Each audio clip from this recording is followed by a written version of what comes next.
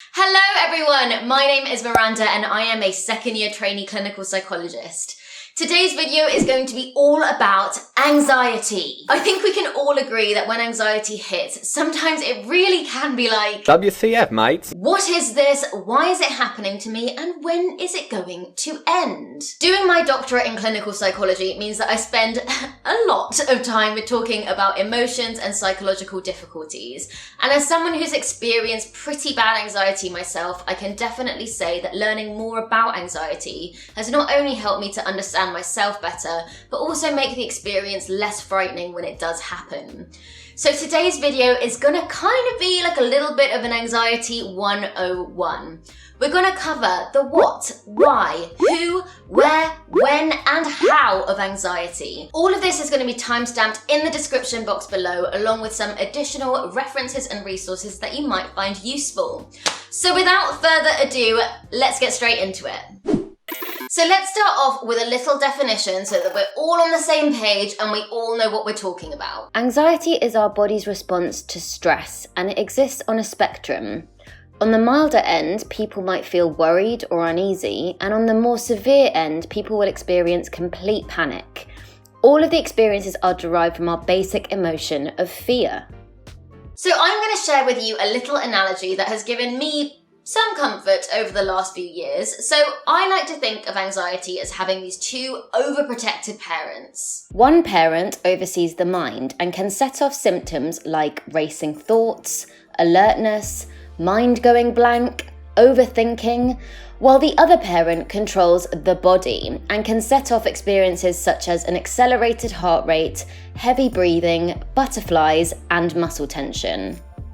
The thing about these parents is that they often don't communicate very well, much like your ordinary parents really, and they can really set each other off. So you can be in bed, minding your own business, and your mind parent will start to keep you up at night, making you remember every single way that you've embarrassed yourself over the last 10 years. And this simple act of imagination can be enough to set your body parent off. And you can start to feel your heart racing, your hands getting sweaty, even though you're very safely tucked up in bed. It really is just a lovely cycle, isn't it? Right, so why does anxiety happen at all if it really is so unpleasant?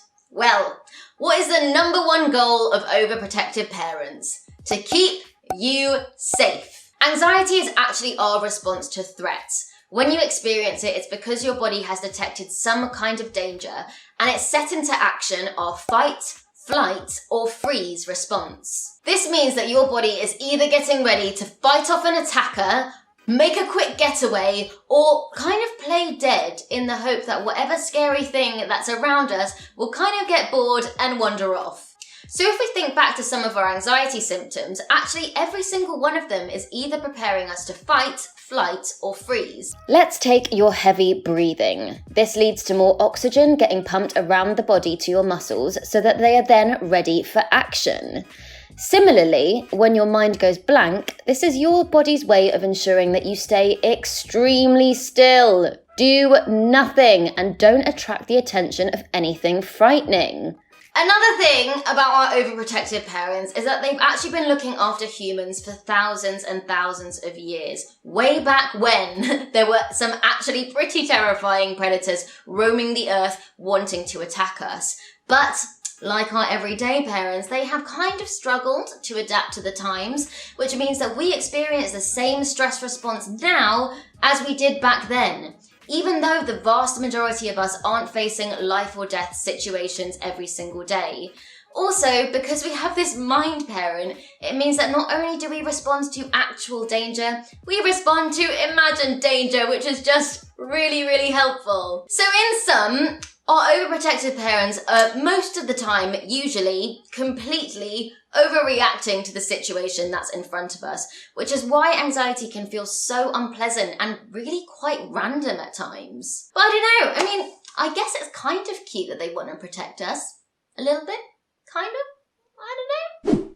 So just like everyone has parents in some form or another, all of us have a threat system designed to keep us alive and keep us safe, which means that every single one of us can experience anxiety.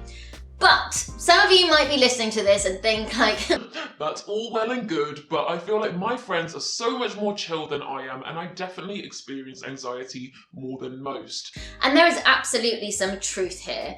When psychologists think about mental health difficulties, we often like to think in terms of vulnerability to stress. So what are the risk factors that might make it more likely for an individual to develop difficulties later on in life? One way we can map this out is using the biopsychosocial model. In the biological circle, you might have factors like genetics, hormones, neurotransmitters, and anything that can impact your biological chemistry like food and drugs. In the psychological circle, you think about things like temperament, coping strategies, self-esteem, and your attitudes and beliefs. On the social side, it would be important to consider things like socioeconomic status, exposure to trauma, social support, and culture. So taking all of this into account, the person who is, say, highly conscientious, who has a physical health condition and has experienced some trauma in their past, they are more likely and probably more prone to experiencing anxiety. However, it's important to say that while these factors increase your likelihood, is by no means your set in stone destiny. In fact, a person can have several risk factors without ever experiencing significant levels of anxiety in their life. So where do we draw the line? When is anxiety, normal, nothing to worry about, just us being humans with our little threat response? And when does it tip over to something that's really quite unmanageable and unpleasant to live with? Well, I think, number one, it's really important that anxiety to some extent is not only really helpful, but actually really important. So we can explore this through the relationship between stress and performance. When we have too little stress, we feel bored and unmotivated, which negatively impacts our performance.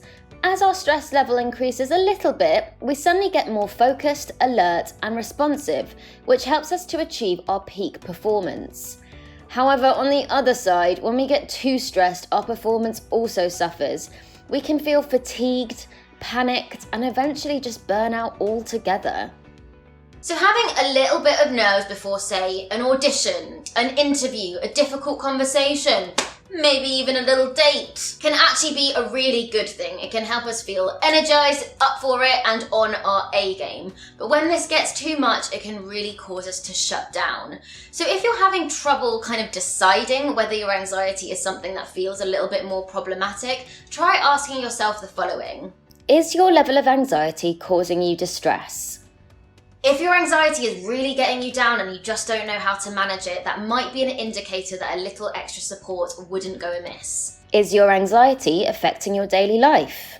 Our overprotective parents can really get in the way of things sometimes. And if you think about it, if you're constantly getting messages from your mind and body that you're in a highly stressful, maybe even life or death situation, then it might cause you to behave in ways that you usually wouldn't.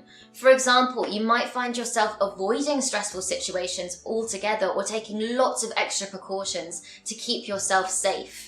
If anxiety is getting in the way of you leading the life that you want to lead, that's probably a sign that things have gone a little too far and it might be an opportunity to seek some extra support. So when does anxiety go from, your everyday kind to the more unmanageable type?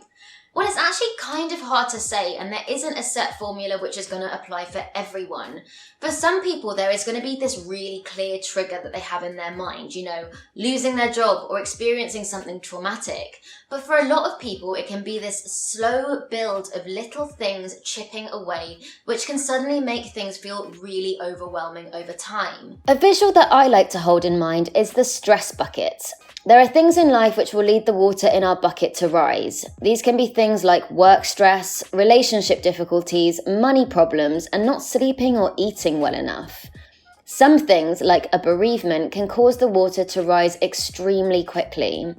There will also be things that bring the water back down, like your own coping skills and having a support network.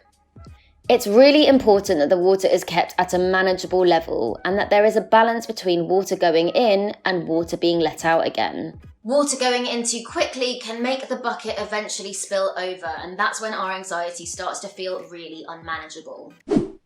Luckily, There is a lot of support out there if you do feel like your anxiety has tipped over into the more unmanageable kind. There are self-help strategies which can involve accessing peer support, identifying and addressing your stressors, and improving coping skills through things like mindfulness and breathing. Many people also find talking therapies really helpful. In the UK, cognitive behavioural therapy, or CBT, is a treatment of choice for anxiety which helps people change the way they think about and respond to stressful situations. Other people might require medication to help manage their anxiety, although in the UK it is usually recommended that the other options are explored first before a prescription is given.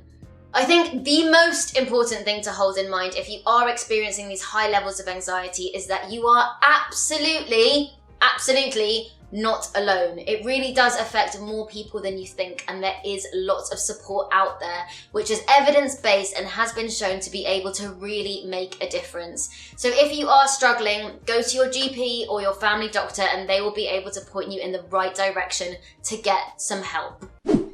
Okay, so I think that brings us to the end of our semi-whistle-stop tour of anxiety. Thank you so much for listening, and I really do hope that this has been useful in terms of covering some of the basics of anxiety. But if I have missed something, if you do have any questions, please do drop me a line in the comments section below and I will do my very best to help out.